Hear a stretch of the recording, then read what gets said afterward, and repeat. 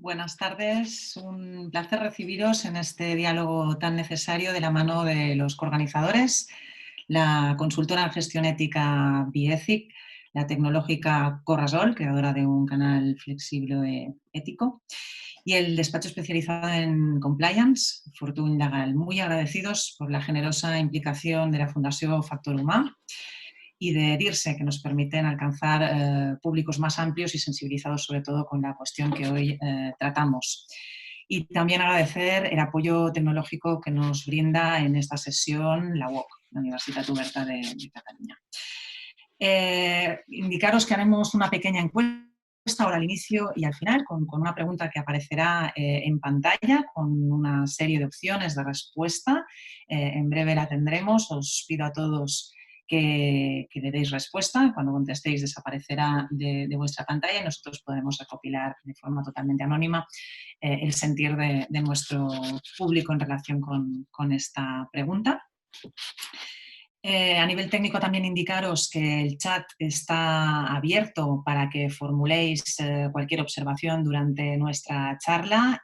Recordad dirigir vuestros mensajes a tanto panelistas como a todos los asistentes, así todos podemos hacer seguimiento y participar. Y en el caso de que tengáis preguntas para nuestros ponentes, por favor utilizad la función de preguntas y respuestas, la que está marcada Q y A aquí al pie en la base de la pantalla y a partir de aquí las recopilaremos para formularlas al final a nuestros ponentes. Estamos hoy aquí porque la pandemia del COVID-19 creemos que nos ha situado de lleno en un entorno en el que ya estábamos, pero que tal vez no percibíamos con suficiente intensidad, ¿no? Este es entorno VUCA que ya han descrito, ¿no? Y pues proviene del ejército americano, ¿no? de la guerra de guerrillas y es un acrónimo de las palabras en inglés volátil, incierto, complejo y ambiguo, ¿no? Navegar las aguas que nos deja esta situación extraña pues es un reto. Nos enfrentamos y somos conscientes a riesgos sistémicos y de alcance totalmente global, algo tal vez nuevo, cuya dimensión total percibimos como nueva. Y creo que han emergido dos factores que estamos ya viendo como esenciales y clave para transitar esta etapa, que son fundamentalmente la digitalización de la actividad empresarial. Ya somos todos expertos en webinars, aquí estamos, conocemos todas las plataformas. Hace 3 meses probablemente nos hubiesen preguntado 3 nombres de ellas y no seríamos capaces de decirlas. Y también la importancia de los valores en la gestión. Hoy queremos, de la mano de nuestros ponentes, explorar cómo la ética y la tecnología van a ayudarnos y van a ser estas herramientas a abrazar para navegar con confianza estos tiempos y sobre todo para construirlos, porque sabemos perfectamente que el futuro no es otra cosa que lo que las personas estemos haciendo hoy. Tenemos, creo, los resultados de nuestra encuesta inicial, si los podemos presentar en pantalla. Pues estamos hoy aquí fundamentalmente porque tenéis curiosidad por saber qué os vamos a contar. Así que, sin más dilación, empezamos y os ayudaremos también, obviamente, a definir este marco ético para vuestras apuestas empresariales. Vamos a empezar dibujando el contexto, ¿no? en el que nos estamos incidiendo en esta conversación, ¿no? La ética dentro de la cultura empresarial, la ética como guía para los profesionales dentro de las organizaciones. Este será el primer punto que trataremos de la mano de Bioethic y seguiremos indagando luego cómo aplicarla a nuestros equipos. Indagaremos también sobre quiénes son estos profesionales que dentro de la organización pueden hacer esta tarea mejor y desde qué punto de nuestra organización es importante lanzar este mensaje alrededor de la ética. Queremos descubrir también cómo enlazará el cumplimiento normativo con la ética y presentar también una herramienta tecnológica que estamos convencidos que puede ser importante y puede contribuir a activar el cambio necesario en nuestras organizaciones. Vamos a empezar con Bioethic. Bioethic es una consultora que trabaja con organizaciones que apuestan por su verdad de un modo radical, porque hablan de recuperar las raíces, la esencia de las organizaciones y desde ahí construir la gestión integral de su responsabilidad, integrando en ella la ética.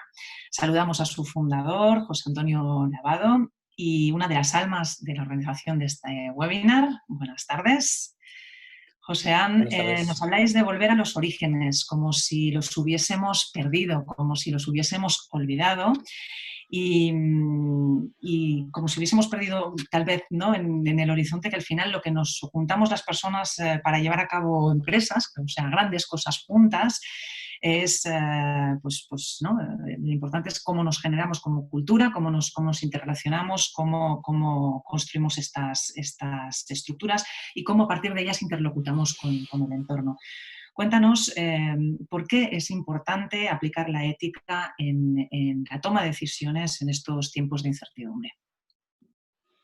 Muy bien, muchas gracias, María, y saludos a todos.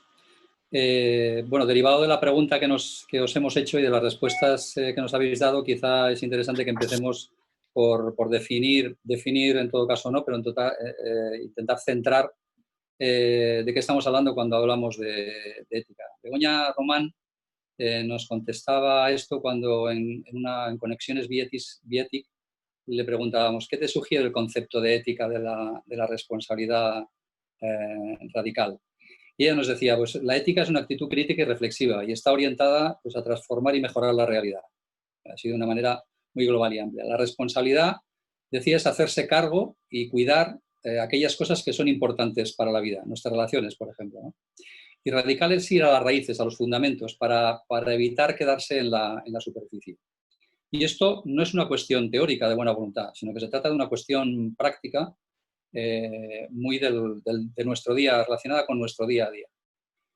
Claro, la cuestión es por qué una reflexión sobre ética aquí y ahora, ¿no? Bueno, ya lo avanzaba María, pero después de este durísimo parón colectivo que tenemos, nos enfrentamos como sociedad a enormes retos y entre ellos la escasez de recursos, ante estos retos tendremos que tomar decisiones y tendremos que tenemos que escoger entre primar el bien común o, por el contrario, apostar por el sálvase quien pueda. En la teoría parece que estamos casi todos de acuerdo, pero en la práctica es otra cosa. Pues esto va de ética, no de la ética pensada, sino que va de la acción, de su aplicación práctica en el día a día, de esa coherencia que tenemos que perseguir y que perseguimos entre lo que decimos y lo que hacemos. Y aplicado a nivel organizativo, pues nos pasa lo mismo.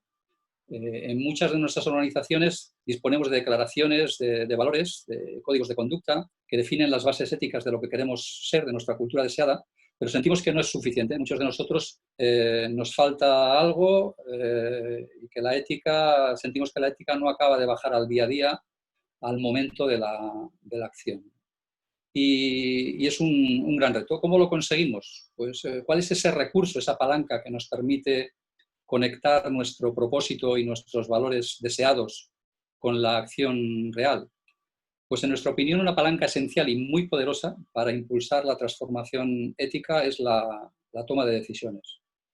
¿Por qué? Pues porque la toma de decisiones está presente en todos los momentos de la dinámica organizativa, de lo que hacemos, de la acción. Tomamos decisiones todos los días, así que sería lógico pensar que si aplicamos la ética en la toma de decisiones a todos los niveles de la organización, pues estaremos fortaleciendo nuestra cultura ética. Desde esta hipótesis, la siguiente pregunta, bueno, ¿y esto cómo se hace? ¿Cómo introducimos la ética en la toma de decisiones? Pues desde nuestro punto de vista, haciendo básicamente y fundamentalmente dos cosas. Podemos hacer muchas más, pero una es diseñar alguna herramienta o un método que integre la perspectiva ética en un proceso, que integre la perspectiva ética en la toma de decisiones. Y la otra es desarrollar en nuestros equipos las habilidades para utilizar esta herramienta, este método, este proceso, desarrollando en definitiva lo que llamamos el talento ético, ¿no? Profundicemos un poco en la primera, en el método. Al final, cada organización debe definir su propio método, su propio proceso. En Bioethic hemos desarrollado uno muy práctico y eficiente, que de entrada ya rompe con la manera habitual dialógica que tenemos de tomar decisiones y que sigue 4 etapas. Parte de un ejercicio conjunto de identificar los valores que tenemos en conflicto ante una situación, cuando tenemos un problema o un reto a resolver. Y esta identificación es muy importante porque nos permite a partir de aquí pues, identificar de manera ordenada diferentes alternativas, diferentes cursos de acción. Y antes de tomar la decisión final, nosotros normalmente nos vamos rápidamente a la decisión final, antes de pasar por todo este proceso.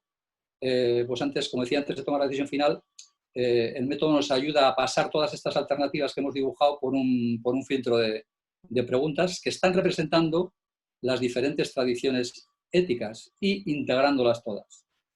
Y estas preguntas son del tipo: ¿cuál es la decisión o la acción más coherente con nuestros principios y valores? ¿Cuál es la que es más reversible? ¿Cuál de ellas podría explicar con más orgullo a mis hijos o a mis amigos? ¿O con cuál de ellas me iría a dormir más tranquilo? Ahora imaginemos que a través de talleres prácticos o de un acompañamiento personalizado ya hemos aprendido el proceso para aplicar la ética en la toma de decisiones. Lo que pasa es que de nada sirve una herramienta en manos de alguien que no sabe cómo usarla, así que el éxito de su aplicación pues dependerá del talento ético de las personas de nuestra organización a la hora de aplicar este proceso y este método. Pues, por lo tanto, la segunda acción clave, la segunda cosa que tenemos que hacer de una manera básica es identificar y, sobre todo, entrenar estas competencias éticas, ¿no? Nosotros hemos identificado 5 competencias éticas básicas que entendemos que hay que entrenar, pero solo destacaré 2. El diálogo, lo que llamamos el diálogo, y a la que le llamamos la alteridad. Empiezo por la primera. Nos decía Sira Avenoza en otra conexión Bietic que no es que nunca hayamos sabido dialogar. El problema es que hemos perdido el hábito de hacerlo porque estamos entrenados en el modelo en el que estamos a debatir, a pelear y defender nuestros intereses y nuestras opiniones sin escuchar pues, de verdad al otro, ¿no? Por lo tanto, esta es una competencia esencial para poder aplicar el método que introduce la ética en la toma de decisiones. Tenemos que escuchar, comprender y trabajar juntos con el otro para orientar las decisiones y la acción hacia el reconocimiento y la satisfacción de esos intereses legítimos que están en juego. Esta es la primera competencia del diálogo. La otra competencia básica es la alteridad. Stephen Covey nos decía que la mayor parte de los resultados que se desean pues dependen de la cooperación y no de la lucha. Y una mentalidad de gano-pierdes, pues decía él que es disfuncional. Tenemos que entrenar, por lo tanto, la creencia de que yo no tengo la verdad, solo tengo una parte, y que la mejor verdad es la que construimos juntos. Y esto pues, lo conseguiremos aplicándolo y entrenándolo en la toma de decisiones. Por lo tanto, sería una irresponsabilidad por parte de una organización tomar decisiones y actuar sin contemplar la perspectiva ética. Esa apuesta por la ética que hemos hecho en las declaraciones corporativas perdería su credibilidad y, por lo tanto, la confianza de todos nuestros interlocutores y el compromiso de nuestra gente, que en definitiva son los que nos otorgan esa licencia para actuar. Por lo tanto, y acabando, los valores y códigos que tenemos definen las bases de lo que queremos ser, pero el cómo tomamos decisiones y cómo capacitamos a nuestras personas para hacerlo, pues determina el camino para conseguirlo. Y es en ese camino el cómo vamos tomando decisiones que vamos configurando la manera de relacionarnos con los demás, esa confianza que generamos en los otros y el tipo de sociedad y de organizaciones en las que queremos vivir, ¿no? Así que cuando nos toque levantar la persiana del todo, pues igual nos tenemos que hacer preguntas como ¿qué hacemos? ¿Apretamos la tecla de reinicio y hacemos lo que ya veníamos haciendo? ¿O aprovechamos esta oportunidad para hacer un reset y mejorar? ¿Queremos ser una empresa o una organización que hace cosas simplemente o queremos ser verdaderos agentes de transformación para conseguir organizaciones más éticas y más humanas en las que vivir y convivir mejor, ¿no? Son preguntas seguramente a las que nos tendremos que plantear. Y para acabar, todo esto me lleva a una alusión a la responsabilidad individual también, ¿no? Y esta alusión, me viene a la cabeza, parece esta alusión, la historia de los 2 lobos que un viejo cherokee le contó una mañana a su nieto acerca de una batalla que ocurre en el interior de las personas, ¿no? Y que resumida sería así: el abuelo pues dijo, hijo mío, la batalla es entre 2 lobos que hay dentro de todos nosotros, ¿no?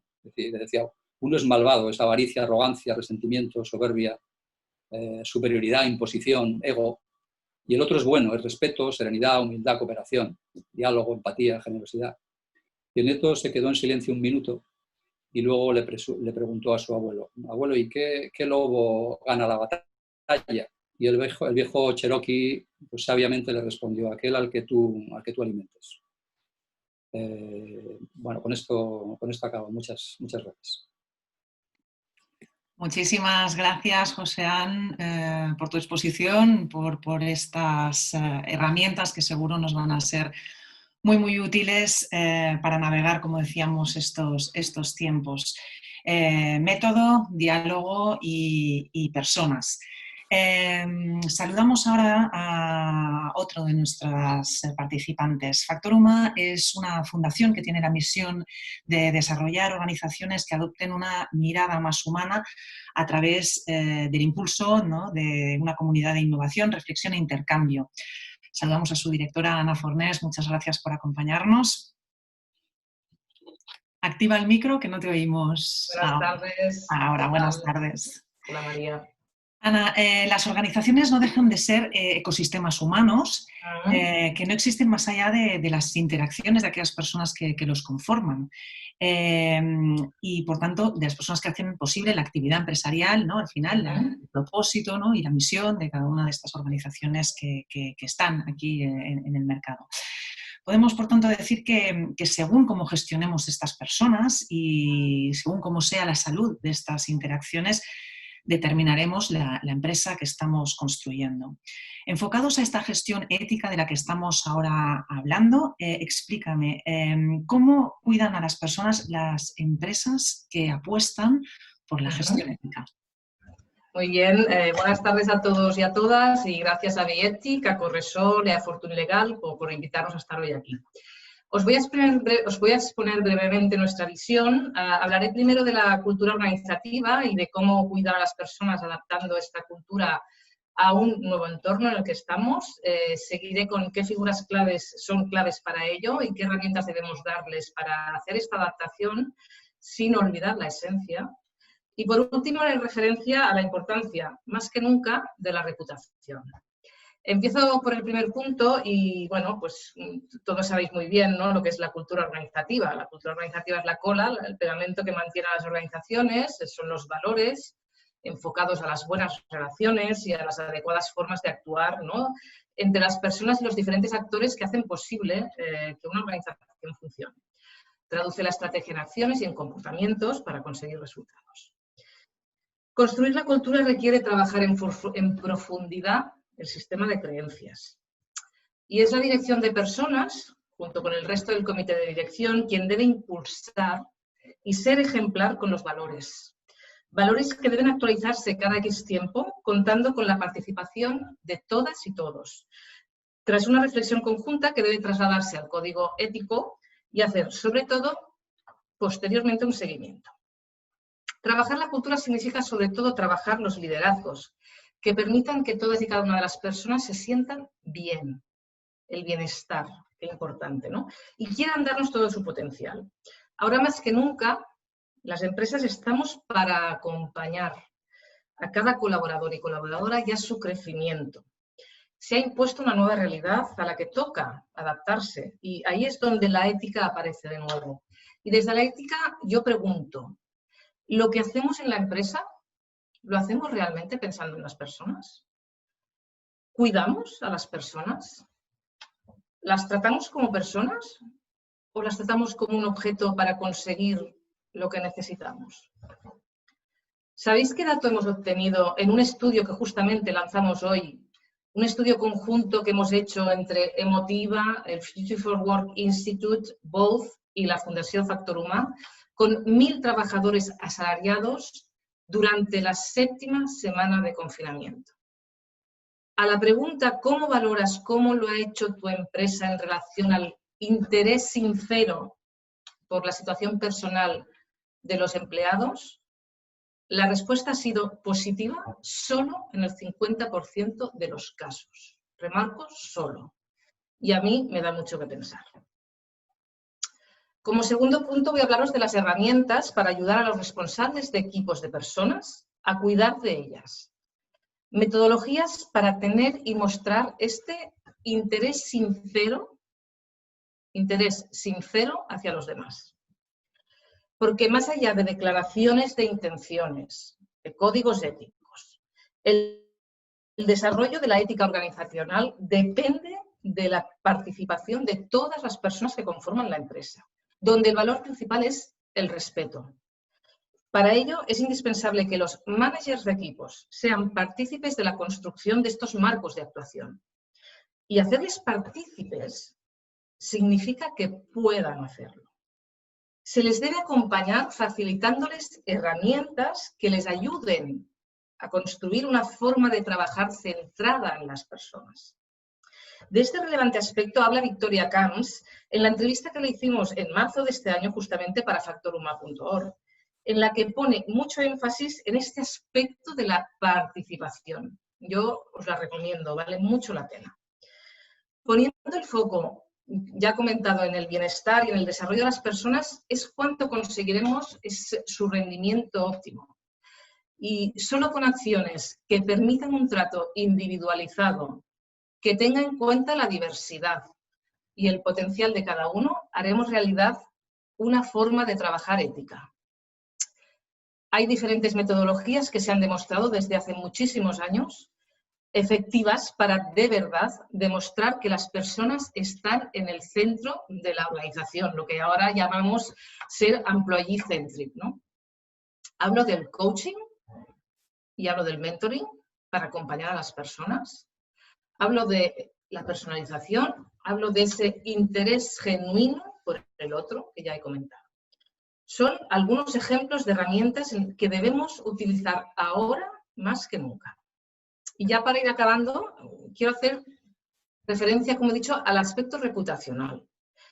Las crisis son una oportunidad para la comunicación, tanto interna como externa.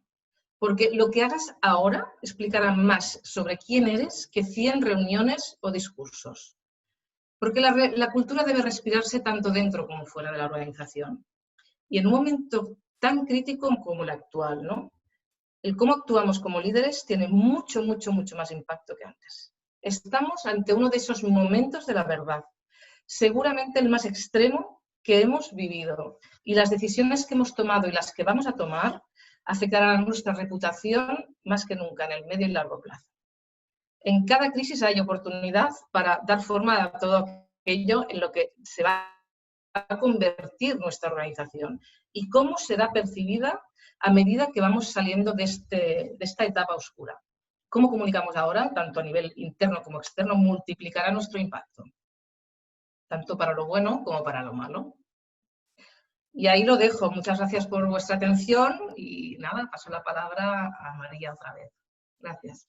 Muchísimas gracias, Ana. Qué importante esta toma de conciencia a la que apelas, qué importante es hacerla nuestra, ¿no? Toda esta reflexión y lanzarla a nuestros equipos. Muchísimas gracias.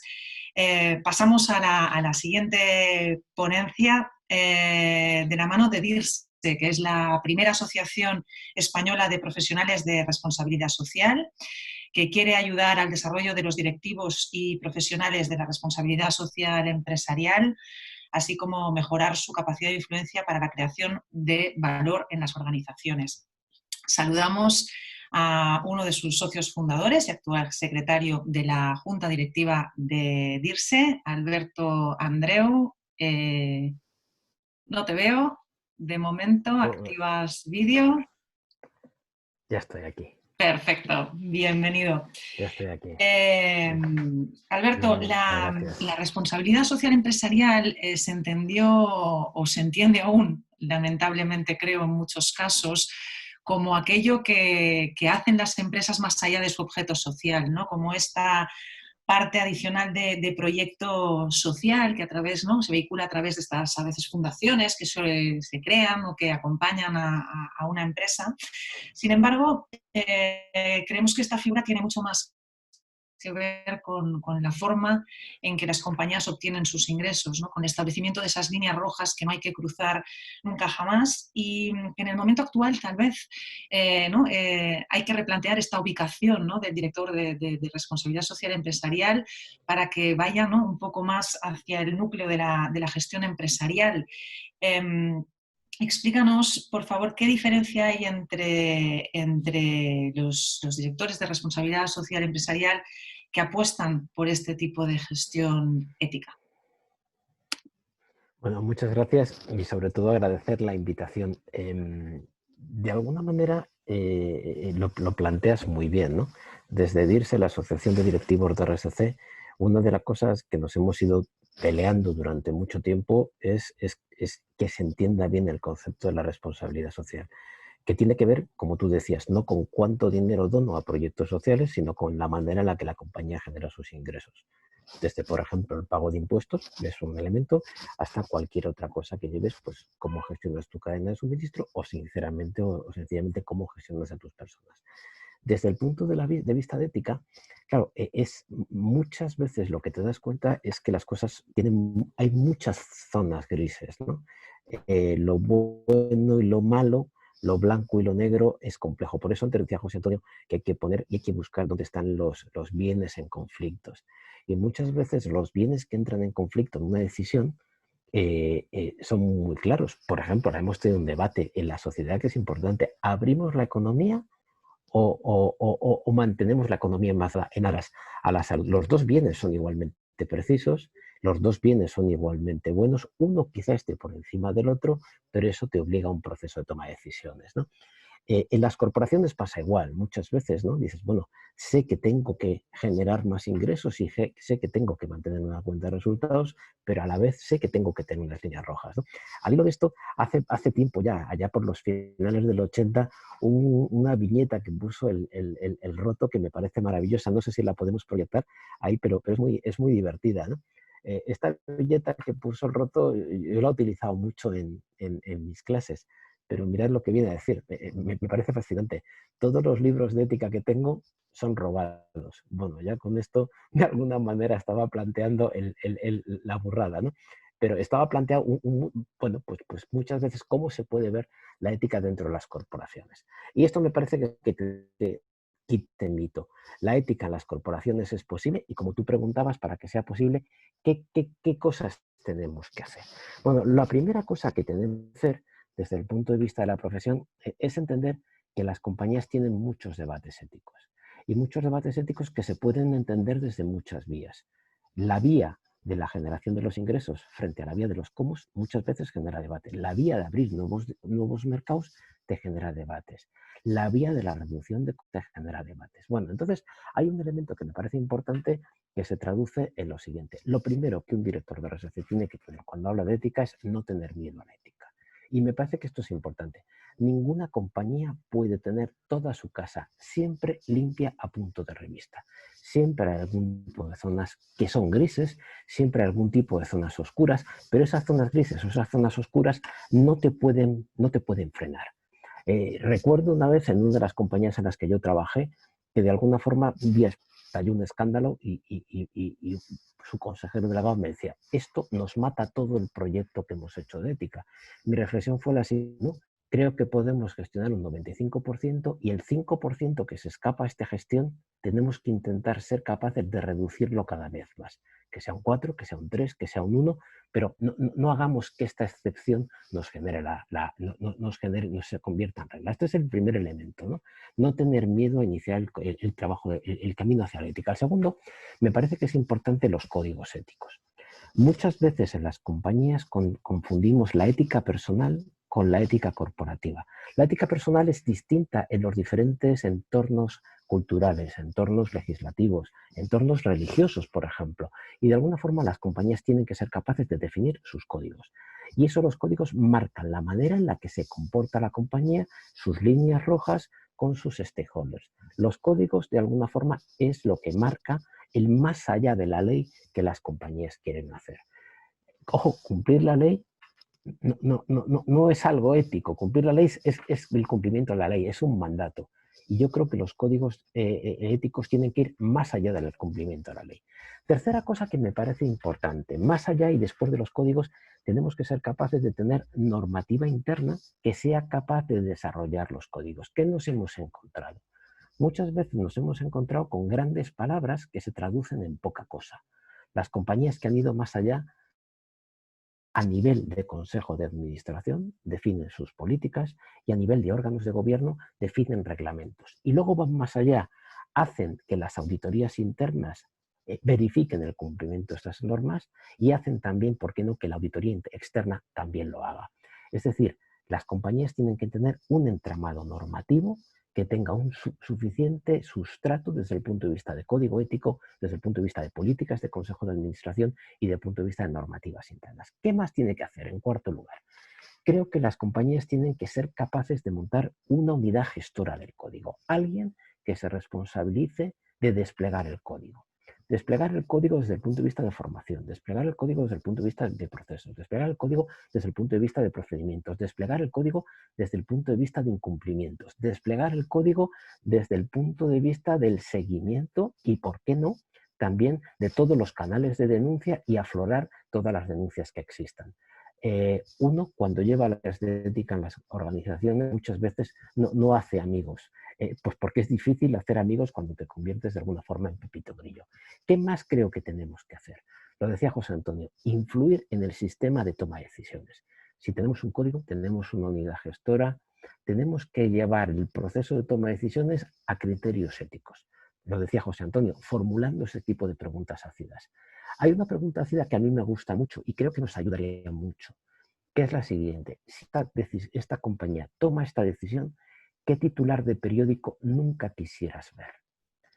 Y si nos vamos y nos remontamos a todos los escándalos reputacionales que se han vivido en el último tiempo, posiblemente muchas decisiones no se hubieran tomado si la gente hubiera pensado en qué habría pasado después en la opinión pública.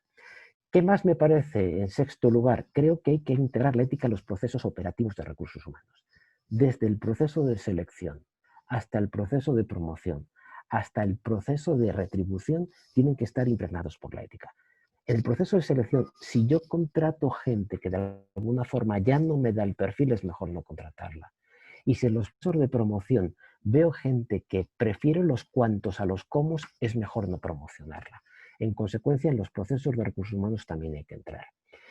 Séptimo, creo que hay que ser muy transparentes. Decían y se ha dicho hace mucho tiempo que la transparencia es el mejor desinfectante contra la corrupción. Transparencia nos lleva a ser radicalmente éticos. Y creo que la transparencia, ser radicalmente transparente, es algo que ayuda mucho. Y en consecuencia, los DIRSE, los directores de RSC, tienen que trabajar con ello. Y último, y ya para cerrar, me parece muy importante impulsar la diversidad en todos los niveles y especialmente en los niveles directivos. La experiencia demuestra que cuando no se da entrada en los procesos de toma de decisiones de una manera diversa, ahí se producen decisiones distintas. Se producen decisiones, incluso malas decisiones. Decisiones no tomadas en órganos formales. Decisiones tomadas fuera de los órganos formales.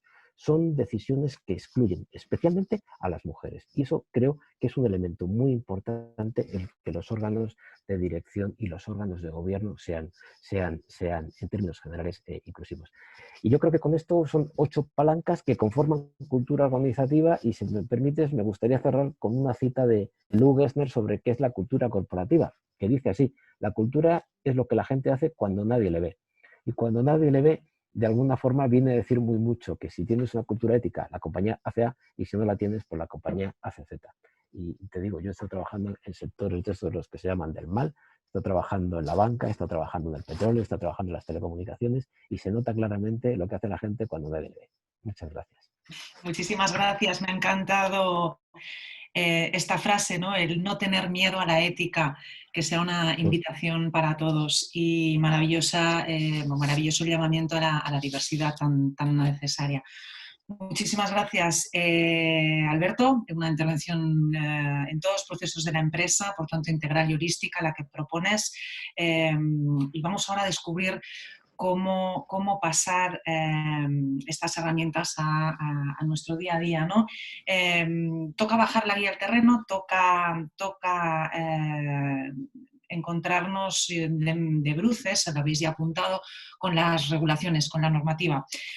Normativa muy exigente, a veces enormemente detallada, en ocasiones además contradictoria y que hay que intentar aunar para no tener aquí a espada de Damocles encima, ¿no? La amenaza de sanción en caso de incumplimiento, que siempre nos hace reaccionar. Una amenaza además que cada vez es más potente, ¿no? Ya que en 2010, como sabemos, en España se introdujo la responsabilidad penal de la persona jurídica, pues una introducción de esta posibilidad que nos hizo ponernos las pilas al sector empresarial español, ¿no? Con lo que es la construcción de programas de cumplimiento. Para hablar de este tema, ¿no? De este adelanto de la barrera de protección interna, ¿no? Dentro de la empresa, tenemos con nosotros a Miquel Fortuny, fundador de Fortuny Legal, despacho especializado en Derecho Penal, que ofrece servicios también de Corporate Compliance y, por tanto, que diseña modelos de prevención de delitos para que la organización esté segura de no cometerlos, ¿no?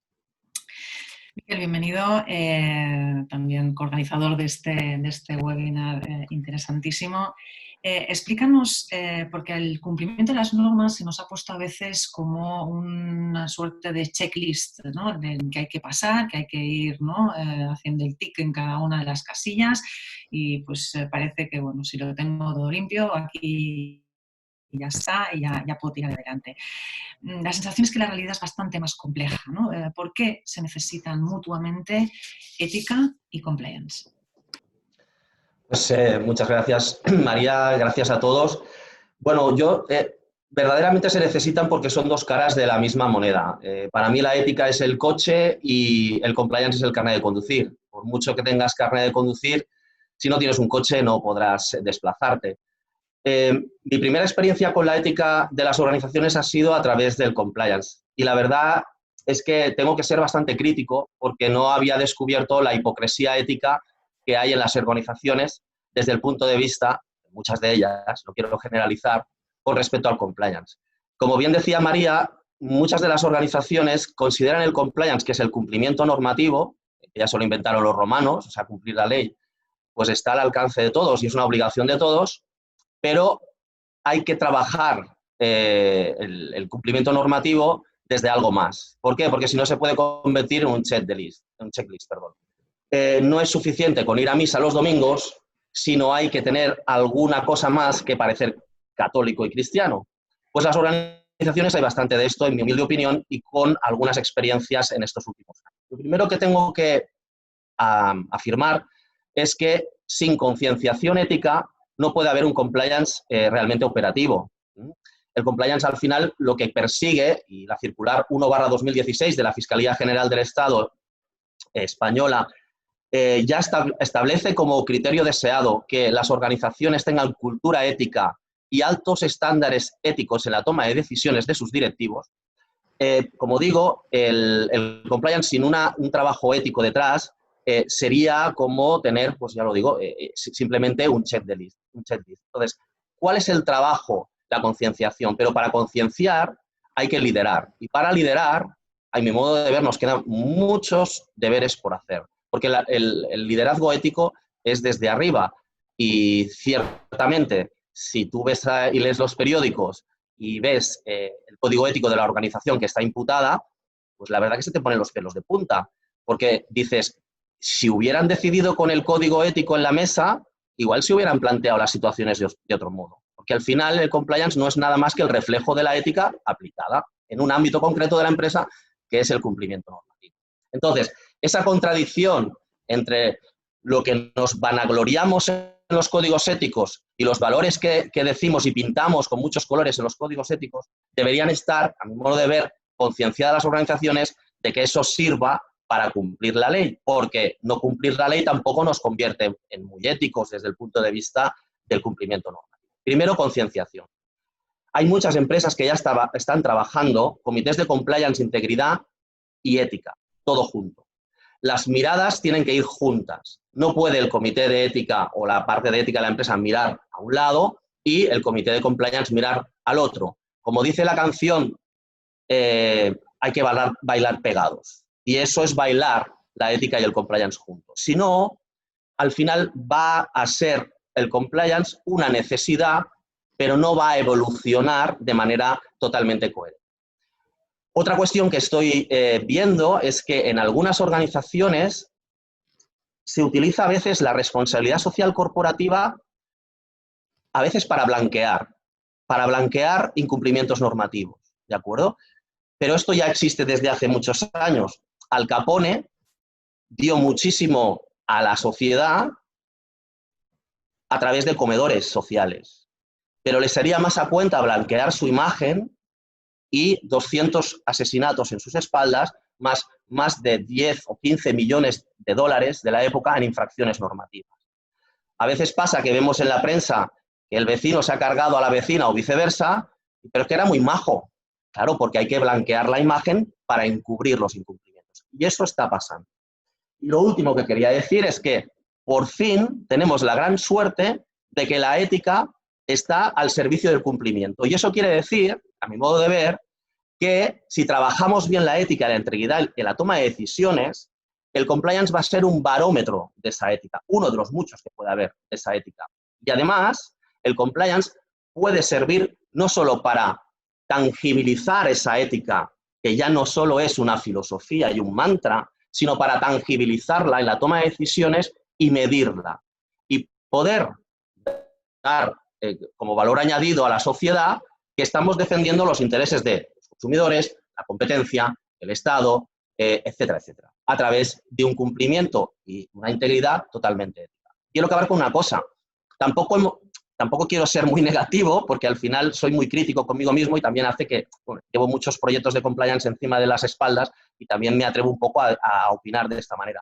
Pero al final, en mi humilde opinión, los 10 mandamientos son uno de los códigos éticos por antonomasia. Y que existan los 10 mandamientos no es sinónimo de que no se cometan delitos que están prohibidos por esos 10 mandamientos. Quiero decir, falta mucho trabajo de concienciación, falta mucho liderazgo auténtico en las organizaciones y, por tanto, pienso que es un momento histórico para todos aquellos que estamos haciendo compliance de ser activistas desde dentro. Activistas desde dentro. Y creo que va a haber pequeños héroes éticos a partir de ahora. Y como va a decir mi compañero Josep seguidamente, los canales éticos pueden ser un dolor de cabeza a partir de ahora para las organizaciones que no entienden la ética desde el punto de vista real, sino que la quieren ver desde un punto de vista hipócrita. Muchas gracias y nada, un placer. Fantástico, muchísimas gracias, Miquel, que me ha gustado mucho la expresión hipocresía ética, tengo que decirte, y qué importante, como nos describes, poner la ética al servicio del compliance y que el compliance sea este barómetro que necesitamos. Activistas creo que aquí lo somos todos, vamos a huir de ese make-up compliance que ya nos han definido tantísimo, de ese cortar y pegar para encontrar nuestra esencia auténtica a partir de la cual liderar estos cambios. Gracias, Miquel. Para hacer efectivo todo este ecosistema del que estamos hablando, para hacer posible que los mensajes lleguen, es necesario que demos confort a los miembros de las organizaciones de que van a ser escuchados, de que no van a sufrir represalias en los mensajes que lancen a la organización, recogiendo ahora esta última invitación ya que Miquel hacía a Josep, ¿no? Nuestro siguiente ponente, de que haya canales de comunicación ágiles, flexibles y suficientemente creíbles, ¿no? Dentro de la organización para impulsar este cambio. Corrasol es la solución a plataforma que ha creado BCN Resol o de Resolutions para proporcionar un canal de comunicación interno dentro de las organizaciones donde se puedan realizar desde denuncias hasta avisos, alertas, mensajes, dudas, consultas en el seno de la organización. permitiendo a partir de ahí pues su gestión de una forma muy adaptable a cualquier organización, segura y que permita pues, gestionar y resolver ágilmente estos mensajes. Saludamos a mi socio cofundador en el proyecto, en el fondo, Josep Fígols, CEO de la compañía y otro de los impulsores de este webinar que estamos realizando. Josep, hemos hablado de muchísimos elementos y de muchísimas personas involucradas en la organización, DIRSE, Dirección General, socios, trabajadores, compliance officer, asesores externos. Para que este esquema funcione, tiene que existir esta posibilidad de comunicar y de construir en un diálogo interno el discurrir ético, ¿no?, de la organización. Cuéntanos cómo viene la tecnología a ayudarnos y de qué canales efectivos disponemos actualmente para cumplir con esta otra pata o este otro elemento esencial de la ética o la organización. Todo tuyo. Muy bien, María. Pues muchísimas gracias por esa introducción. Intentaré responder a tu pregunta a lo largo de mi intervención, pero antes quiero felicitar a todas mis predecesores que han sido brillantes y de los cuales sin duda intentaré intercalar algunos de los conceptos que han lanzado porque me parecen de una brillantez suprema. Pero empezaré mi charla aportando unos datos y pido disculpas porque he visto por el chat de que tenemos gente que nos escucha desde Latinoamérica, porque los datos que voy a aportar provienen del último informe del Ethics and Compliance Institute del 2019, pre-COVID, que ofrece datos a nivel mundial, pero que había recogido los que se focalizan en el continente europeo. Pues bien, estos datos, estos informes, nos dicen que, por ejemplo, el 48% de los trabajadores, de las trabajadoras, afirman que no están comprometidos con los valores de sus organizaciones, no sienten la camiseta. ¿Nos extraña? Pero también nos dicen el 61%, más de la mitad, que no ven a sus equipos directivos liderando el compromiso ético, los valores éticos de la organización. Eso en Europa. En España, mejor, peor. Más datos que nos ofrece ese valiosísimo informe. Pues que, por ejemplo, el 41% de los trabajadores ve incumplimientos dentro de su organización que no reporta. E incumplimientos haylos. De hecho, es conocido que, por ejemplo, aproximadamente el 5% de la facturación anual de cualquier organización a nivel global, eso es el promedio, se pierde por actividades fraudulentas internas. Y luego, obviamente, hay todo tipo de conflictos de bienestar social, emocional, conflictos graves, que sin lugar a dudas también afectan a la cuenta de resultados, pero que el 41% no dice nada. ¿Y por qué? Pues ahí vienen los últimos datos, que vienen un poco a complementar cosas que ya se han dicho anteriormente.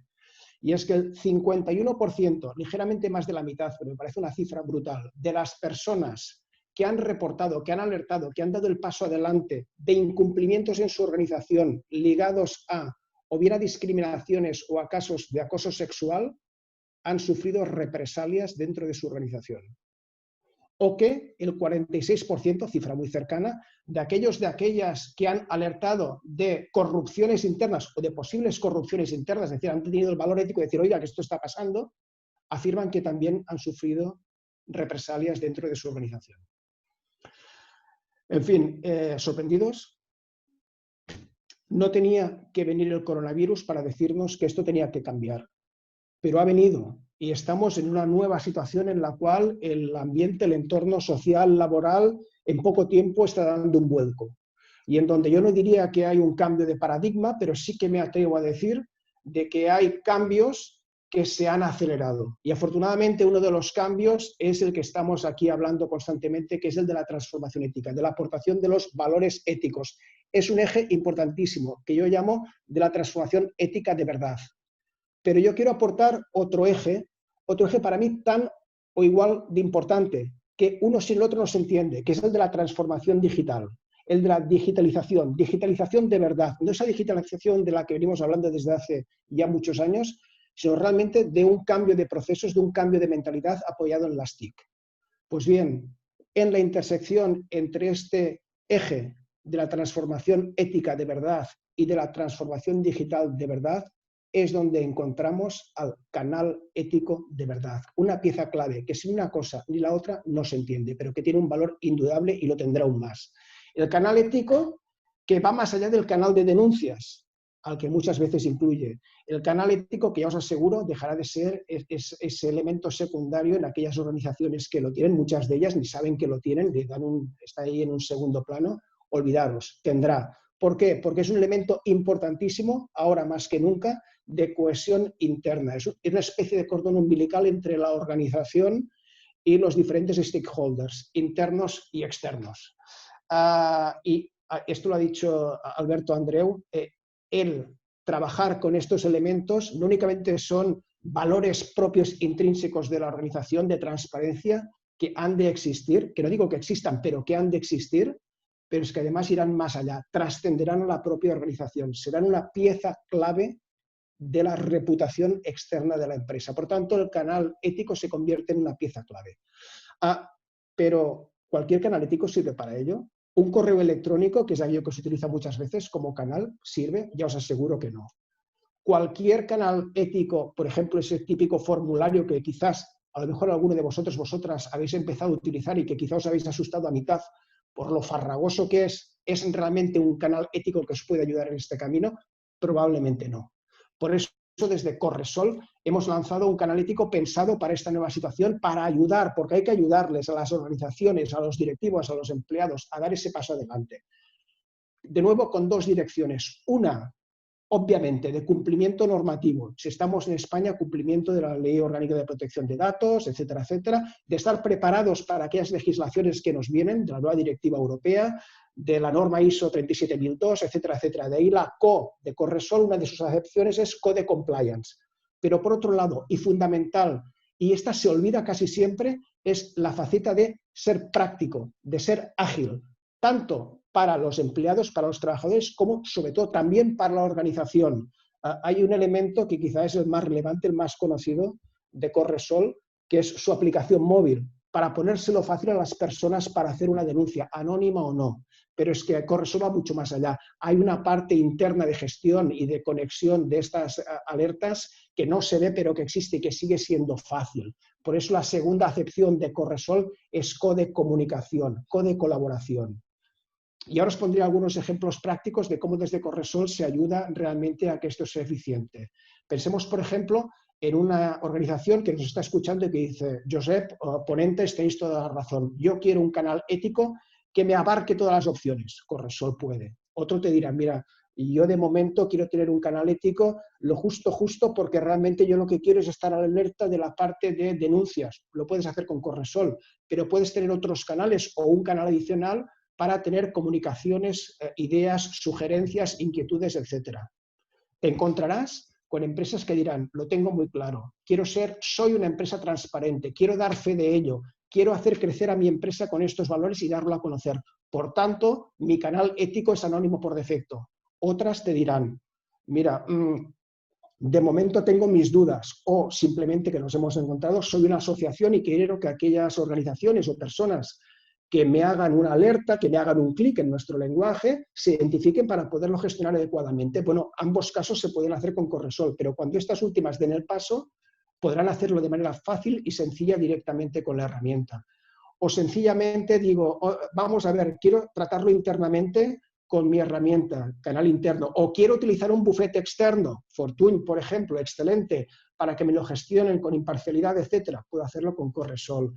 O a nivel de organización local, organización global, porque la legislación es diferente. Toda esta adaptabilidad, flexibilidad, una herramienta como Corresol te lo permite. Por eso decimos que Corresol es un nuevo canal ético que ha de serlo para esta nueva época.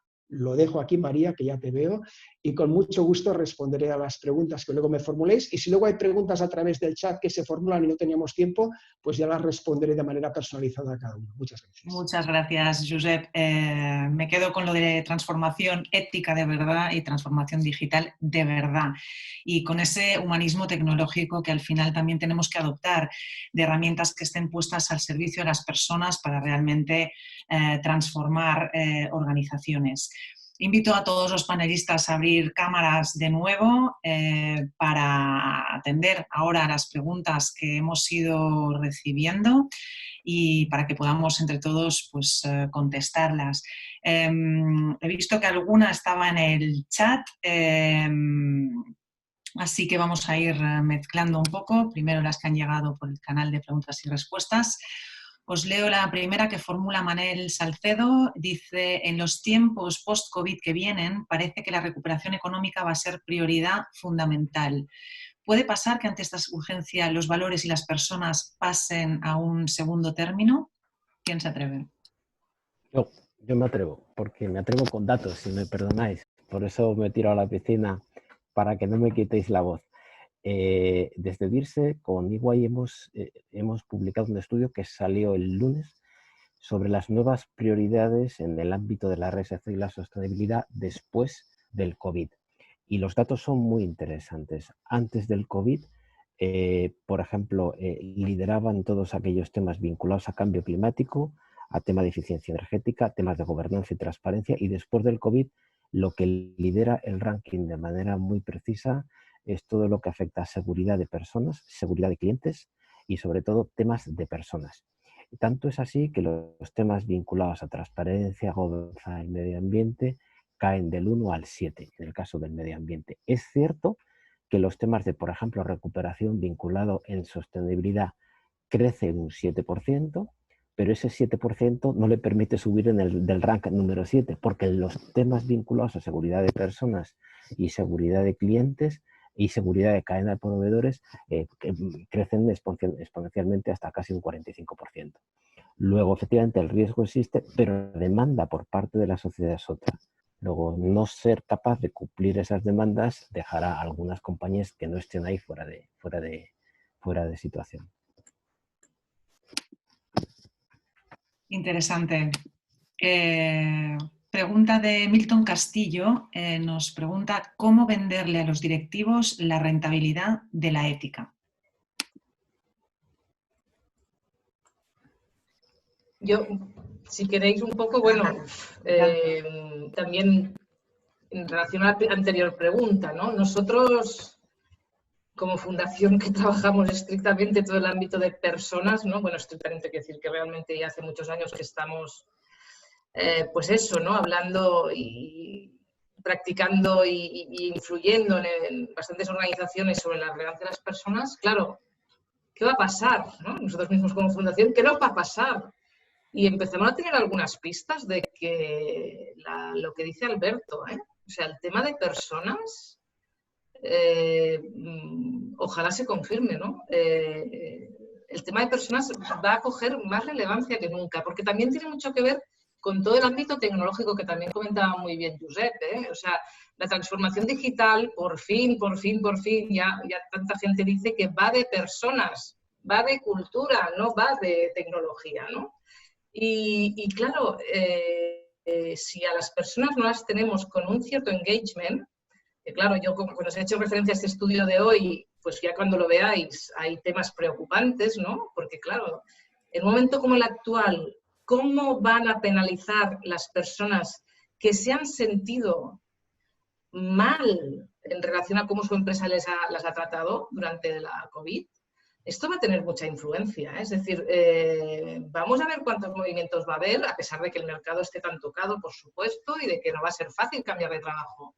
Pero claro, si a mí en un momento de la verdad mi empresa no me ha apoyado nada, no me ha escuchado, es más, me ha casi ignorado, bueno, en fin, alguien ponía en el chat, ¿no? Una gran empresa que al día siguiente de tal, con grandes beneficios, ya hizo el ERTE. Bueno, todo esto va a tener consecuencias clarísimas, El talento no quiere estar en empresas que los maltratan, ¿no? Por tanto, bueno, por supuesto, va a haber, no seamos tampoco tan naifs, ¿no? Por supuesto que va a haber pues, muchas cosas que no van a ir bien y que va a haber empresas que ya eran depredadoras antes. Por tanto, en fin, ¿cómo las vas a cambiar? Esto es bastante complejo, ¿no?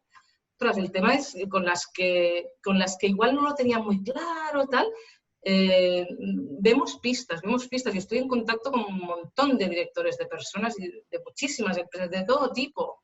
Y la preocupación por la seguridad de las personas, de los clientes y de los temas de personas claramente está ahí. Por eso en estos momentos los directores de personas, de recursos humanos, están siendo absolutamente primordiales. Los directivos, ¿cómo convencer a los directivos? Bueno, pues es claro, la clave, son la correa de transmisión. pues bueno, en fin, al primero que tienes que convencer, si es que no está convencido, es a tu CEO. Cada uno sabremos si realmente, si ya vemos que nuestro CEO no está alineado, lo que queremos hacer.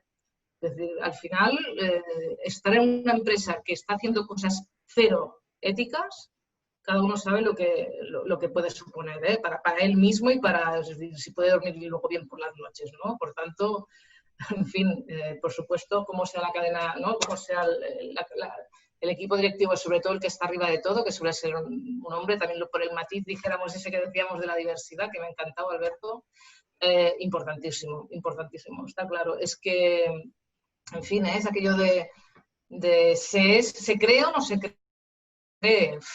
Yo creo que todo esto va a resituar cositas, sin provocar cambios quizá como nos gustaría tanto, pero yo veo movimiento, veo movimiento. Me gusta ser optimista. Ojalá, ojalá, Ana, tengas razón.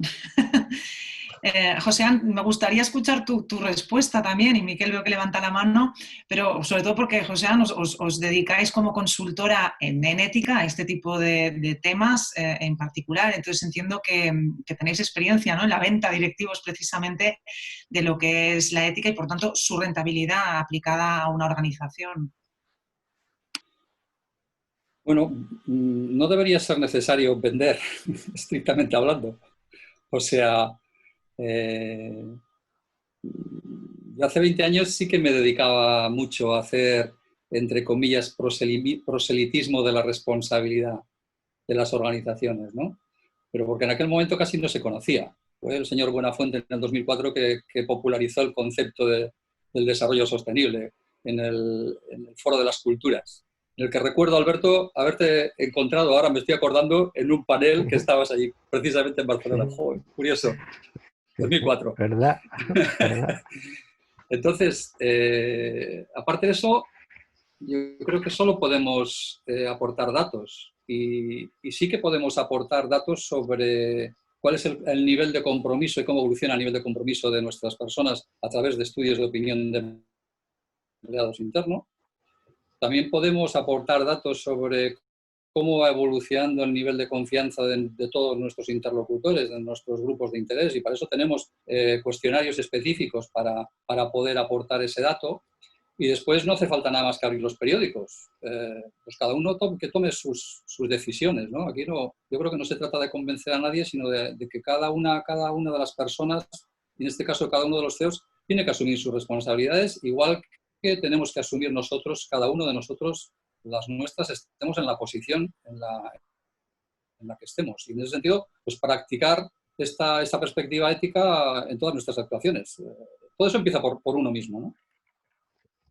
Respecto a la primera pregunta, bueno, no sé si alguien más quería comentar alguna cosa, pero respecto a la primera pregunta, pues claro que en este momento que hemos pasado, la prioridad en la salud estaba bastante clara. Otra cosa es que fuera lo único. En todo caso está ahí, dejo la cosa ahí. Y evidentemente en este momento la prioridad está en la recuperación económica.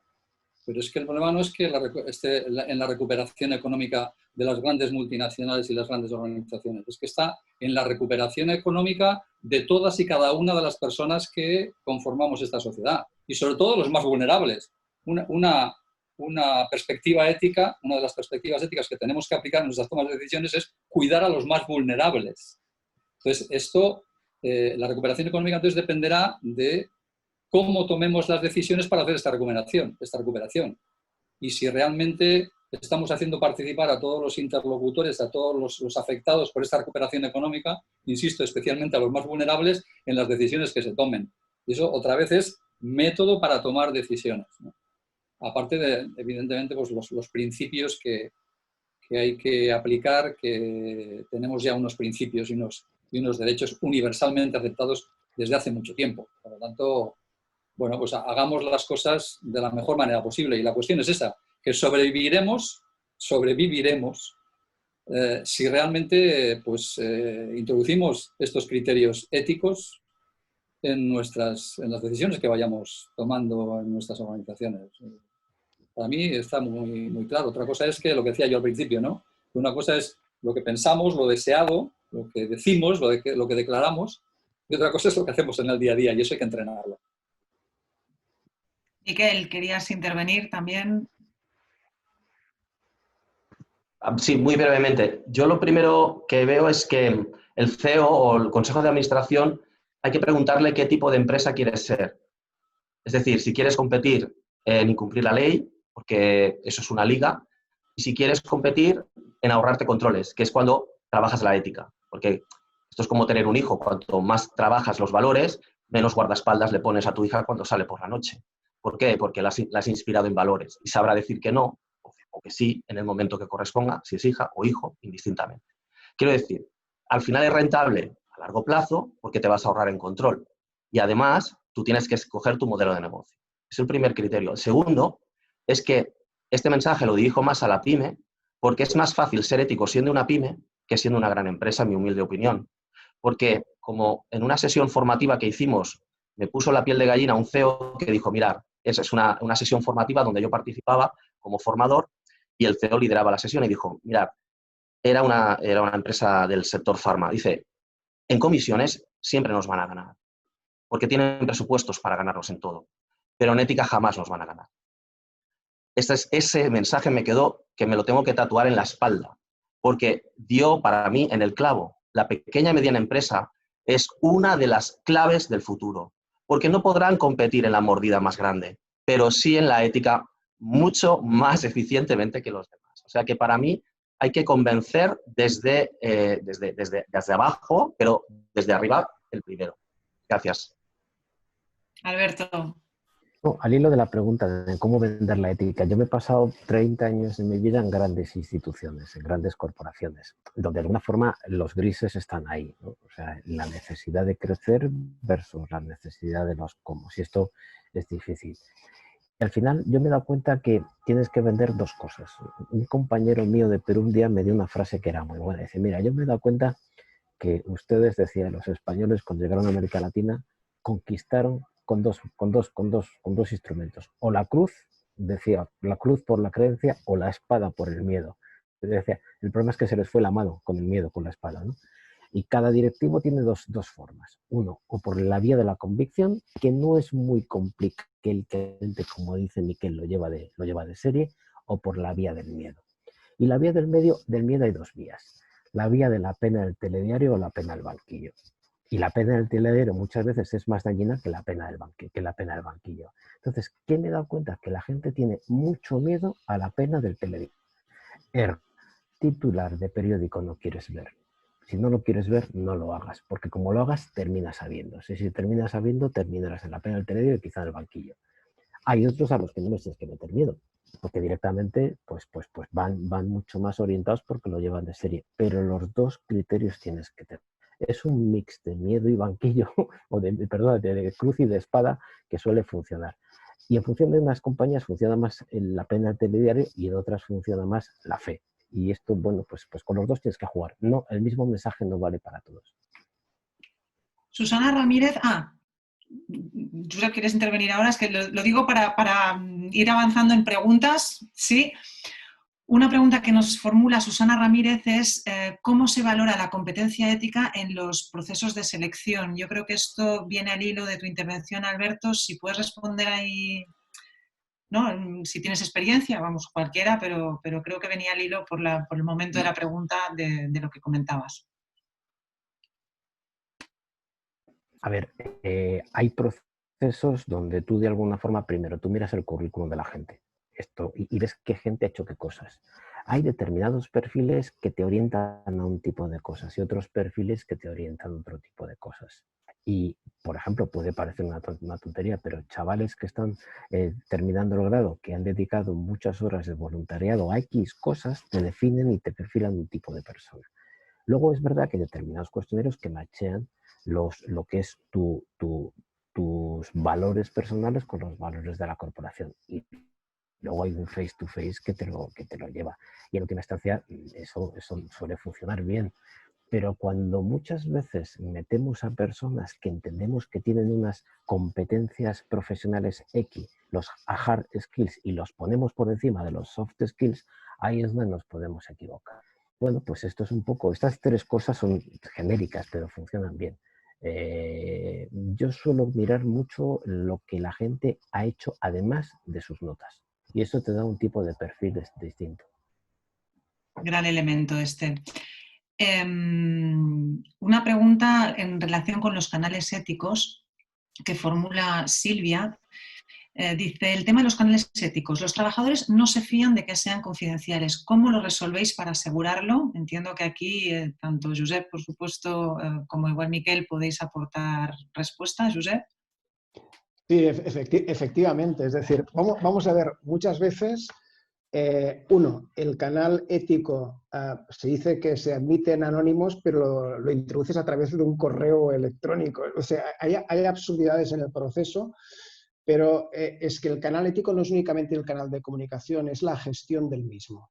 ¿Vale? Entonces, hay múltiples ejemplos y os decía que el 51% de las personas que han alertado de algo luego tengan represalias por eso, quiere decir que algo ha ocurrido. Hay que tener en cuenta además de que, por ejemplo, en España todavía el uso de canal anónimo está poco extendido.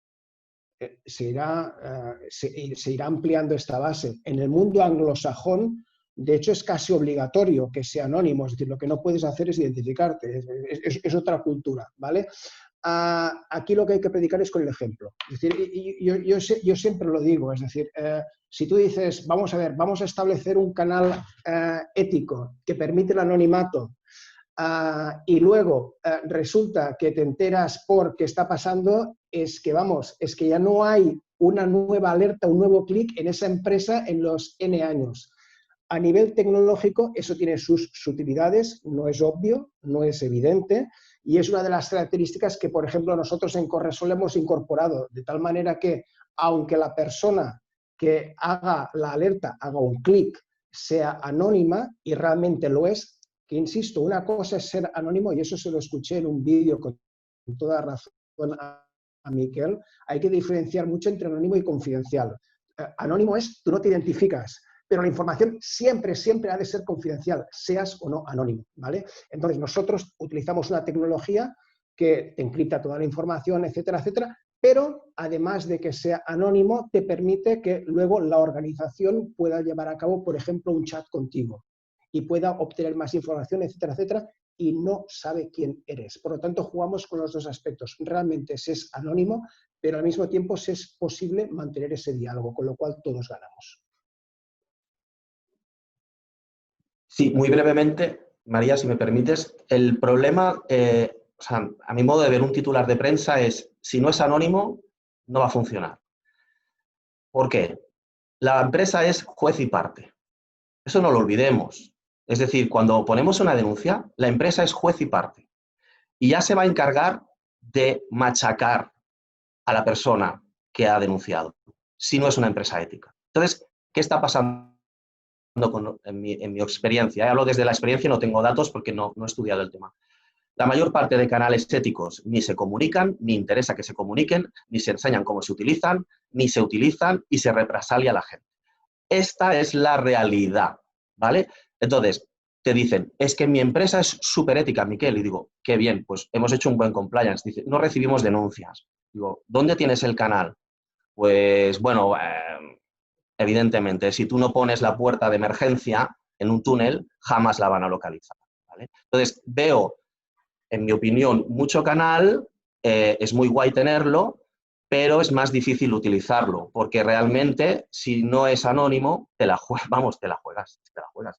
Perdón. Alberto, quería sumar alguna observación.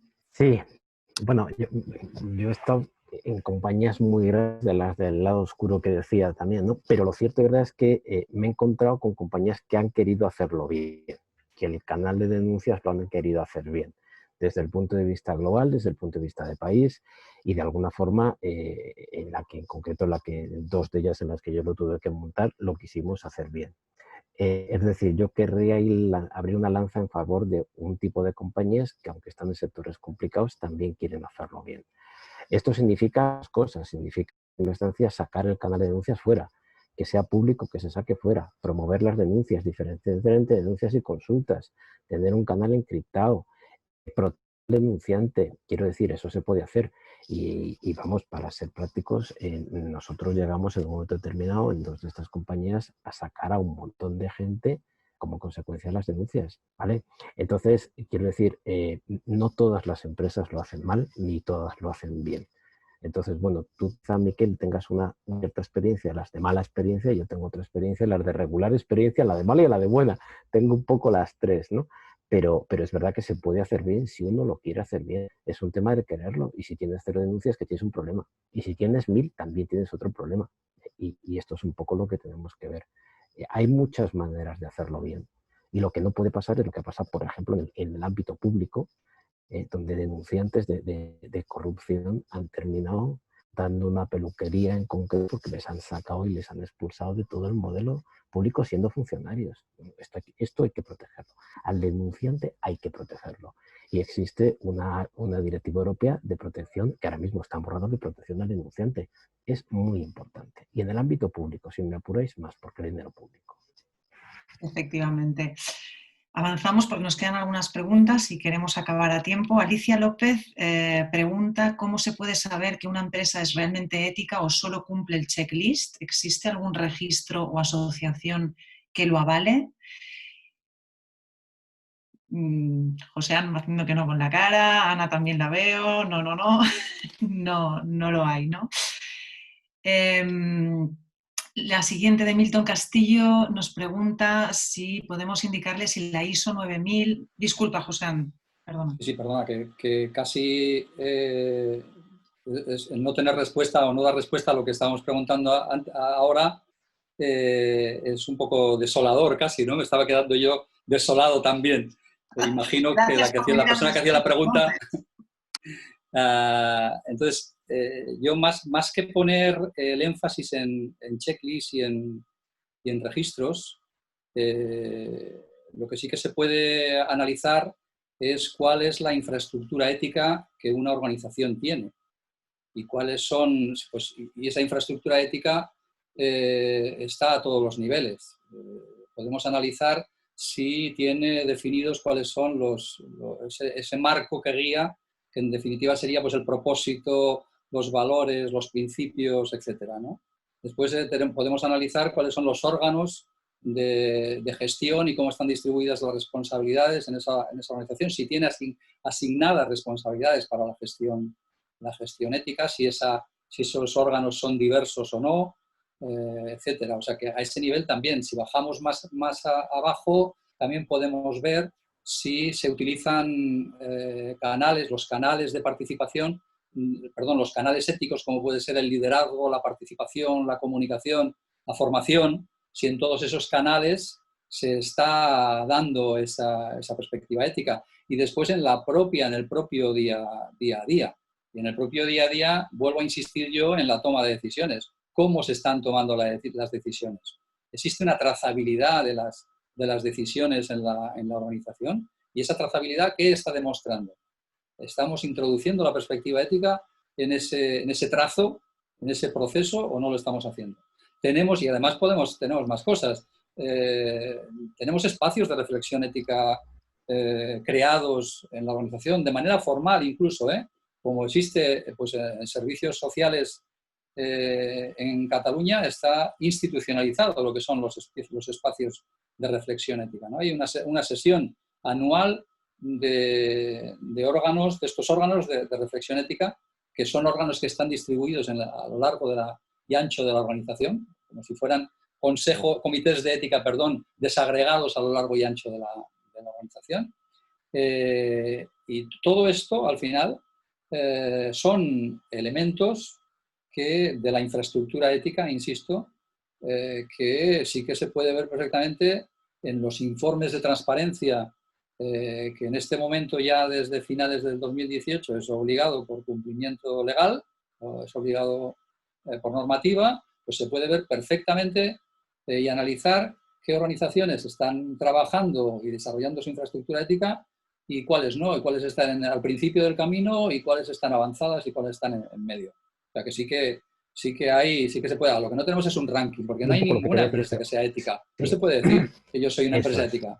Yo estoy apostando y estoy trabajando por ello, estoy en el camino. estoy orientado Claro. a esa transformación, ¿no? Claro. Pero no se puede decir que yo soy ético. Y No, que el que quiera que lo organismo diga. que ponga el sello, y organismo que ponga el sello no hay. Están rankings internacionales, ECIBEL, por ejemplo, lo cierto es que solo se fijan en compañías anglosajonas, a nivel nacional no existe, existen los índices de inversión, existen los inversores que meten dinero o que no meten, pero un organismo como tal no. Y es lo que dice José Antonio, esto no es un ya lo he hecho, es un try-hard cada día, ¿no? Porque cada día el estándar social cambia y el estándar legislativo cambia. Sí, sí. Luego, el no era al organismo, no a las compañías que están en proceso de, ¿vale? Y permitidme que acabe con una alerta, porque eso tiene que ver con las modas, con el que yo tengo que hacer lo que están haciendo otros, ¿no? Y yo me quedo ahí en la superficie. Y una de las alertas tiene que ver con que la tendencia es a tener un código ético o de conducta, a formalizar un comité de ética y un canal ético que funcione como funciona. Y yo me quedo ahí, y muchas organizaciones se quedan ahí, y ya están tan tranquilas. Nosotros ya tenemos unos valores y un propósito definido, ¿no? Todo eso hay que bajarlo a la realidad, al día a día, que ese es el gran reto. Nos quedan 8 minutos y un par de preguntas más. Ana, adelante. No, bueno, que al final la respuesta que han dado cuando hemos hecho la pregunta al principio da señales, ¿no? Estoy aquí porque tengo curiosidad por saber de qué habláis.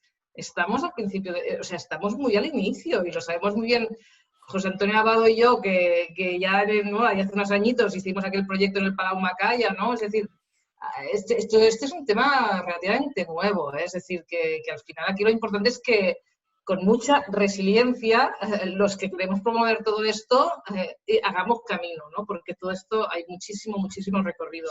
Quería decir que hay una persona que ha puesto en el chat, Carla Sansón, un tema de que la transformación no tiene que tener una única dirección, que no solo tiene que venir de arriba abajo, estoy totalmente de acuerdo.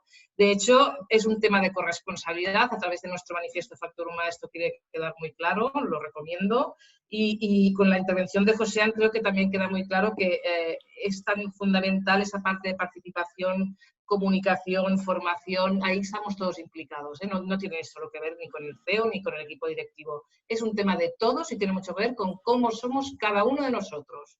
Por tanto, la selección, fundamental, porque en la selección se pueden ver ya muchas cosas con una entrevista de incidentes críticos solamente. Es decir, lo siento, pero a mí hacer selección con inteligencia artificial, bueno, para ver una primera capa, como mucho, para un cierto recruitment, pero a partir de aquí, las personas, si no, es cuando vamos a introducir personas complejas en nuestras organizaciones, nos puede hacer mucho daño.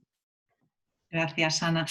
Quiero hacer algunas preguntas, pero en todo caso, como tampoco queremos perdernos, ¿no?, nuestra segunda parte de la encuesta, vamos a lanzar ahora la pregunta que también os pedimos a todos que contestéis, la veréis en pantalla y cuando contestéis desaparece, lo sabéis. Después de esta reflexión compartida, ¿dónde pondríais el foco? Mientras vais contestando, Ana ya ha dado respuesta a una de las preguntas que teníamos aquí pendiente y te lo agradezco. Ligaba también con un comentario de Silvia Martínez Simón que decía: es que hay que convencer de esto, es un tema más bien de actitud, ¿verdad? Creo que también queda la respuesta englobada en esta que has dado, Ana. Tal vez ya más para Miquel, esta pregunta que había iniciado sobre si me pueden indicar si la ISO 9000 ha contemplado el código ético. ¿Quieres contestar a esta, Miquel? Yo la norma que conozco de cerca por el compliance penal es la 19.601, que es una norma de gestión de sistemas de cumplimiento penal, y esta norma sí que contempla la cultura ética como factor clave dentro del diseño de un modelo de prevención de delitos, y lo pone muy claramente además. Eso sí. La otra, la 9.000, no, ahí me pierdo.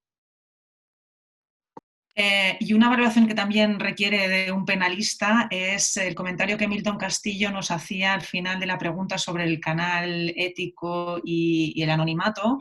Él pregunta: si es anónimo, ¿no se podría volver calumnia? Bueno, ese es el contra, sí, efectivamente. Como decía Ana, cada persona es de su padre y de su madre y al final pues la decisión empieza por uno mismo, ¿no? De hacer un uso adecuado de las cosas que te pone la compañía para las cosas éticas y responsables, y la otra cosa es hacer un uso irresponsable. Sí que hemos tenido casos de difamación, de calumnia, Entonces, lo que se aconseja en estos casos es que el departamento de compliance lo que haga es un primer cribaje. Es decir, vea la verosimilitud de lo que se está comentando, ver un poco, como no tenemos la persona, ver un poco si esto realmente puede ser plausible o no, y a partir de ahí decidir si investigar o no en función de esa verosimilitud. Pero efectivamente nos podemos encontrar con ese riesgo.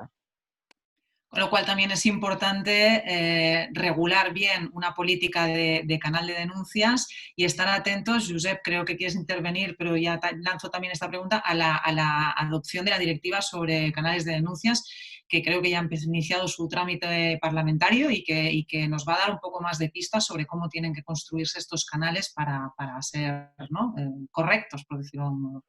Mira, voy un poco a la primera parte, es decir, nuestra experiencia lo que nos dice es que efectivamente siempre te encontrarás con algún caso que hay un mal uso del canal, siempre o casi siempre. Somos humanos, es decir, este efecto te lo vas a encontrar. Lo que también nos encontramos es que puesto en la balanza las ventajas que obtienes gracias al anonimato son muy superiores a la otra, punto. Es decir, ya está, es decir, en la práctica esto es así. No obstante, volviendo al tema un poco de la zanahoria y del bastón, tenemos la Directiva Europea, la Directiva Europea 2019-1937, que es salvo transposición, que se está en ello y quizá no tardaremos mucho, entrará en vigor en diciembre del 2021. Allí lo que juega la Directiva Europea es en dos líneas. Se habla mucho de que se permitirá el anonimato, y es cierto, es el gran titular, pero hay un hecho, hay una fase previa que a mí me parece tan o más relevante, y es que ello se hace para fomentar que realmente afloren estas alertas, porque es bueno para la organización, es bueno para las personas, es bueno para la sociedad, pero como somos, pues de momento lo que hemos de hacer es favoreciendo que el anonimato sea posible. Y hay un hecho, porque a veces cuando hablo con empresas les digo, oye, pero vosotros vais a entrar dentro de la directiva, y me dicen, y a mí me da igual, yo es que quiero tener un canal ético que sea anónimo, que me dé imagen, que cree equipo, etcétera, etcétera. En cambio hay otras en las cuales les tienes que recordar que, ojo, que eso va a afectar a todas las empresas europeas privadas de más de 50 trabajadores o que facturen más de 10 millones de euros al año, o a las administraciones públicas. Bueno, eso en España son 29.000 empresas, poca broma. O todas las administraciones públicas de más de 10.000 habitantes, son aproximadamente unas 1.000 en España. Y eso lo tenemos a la vuelta de la esquina. Y hay unos requerimientos que van más allá del anonimato, bueno, no voy a entrar ahora aquí, pero que son relevantes. Nos queda un minuto. Vale, ok. Queremos ser muy puntuales y queremos ver el resultado de la encuesta. Queremos ver cómo nos ha quedado, ¿no? Después de esta reflexión compartida, ¿dónde pondrías el foco? Pues en un 58% en la integración de la ética y trazabilidad de la toma de decisiones. Nos parece pues un output muy interesante, ¿no?, al menos de esta sesión compartida, y seguida en la capacitación ética de los equipos, formación como otra de las grandes herramientas, ¿no?, para permitirnos avanzar en un terreno que obviamente pues, inicia su camino, como bien señalaba Ana, ¿no?, pero que tiene que ser esta brújula que nos guíe para generar el mundo que merecemos todos. Yo creo que al final, si estamos aquí es porque nos importa el futuro que construyamos, que lo estamos haciendo hoy con esta charla, por ejemplo, nosotros y todos las personas que nos han acompañado escuchándonos desde pues, diferentes puntos del planeta. Nos hace mucha ilusión que haya sido internacional, ¿no? Veo Guatemala, Buenos Aires, hemos tenido gente pues, de todo el mundo. Así que muchas gracias a todos los ponentes, muchas gracias a todos los asistentes, y aquí estamos todos a disposición de quien quiera para seguir resolviendo vuestras dudas y para seguir debatiendo. Hasta la próxima. Adiós. Gracias. Gracias.